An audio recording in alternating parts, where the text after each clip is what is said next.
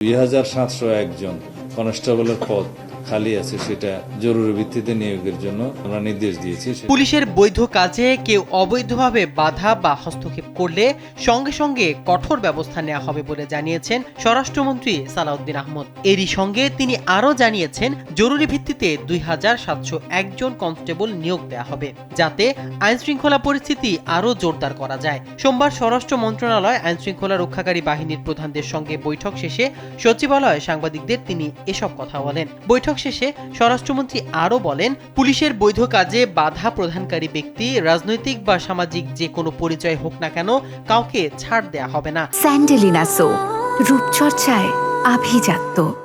একই সঙ্গে তিনি উল্লেখ করেন, পুলিশের কার্যক্রম পরিচালনার সময় যেন সাধারণ মানুষের ভোগান্তি না হয় সে বিষয়েও নজরদারি বাড়ানো হবে। তিনি আরও জানান, বিগত ফ্যাসিবাদ সরকারের আমলে যেসব আগ্নেয়াস্ত্রের লাইসেন্স দেওয়া হয়েছিল সেগুলো পুনরায় যাচাই বাছাই করা হবে। লাইসেন্স প্রদানের ক্ষেত্রে যথাযথ প্রক্রিয়া অনুসরণ করা হয়েছে কিনা তা খতিয়ে দেখা হবে। অনিয়ম পাওয়া গেলে প্রয়োজনীয় আইনগত ব্যবস্থা নেওয়ার কথাও জানান তিনি।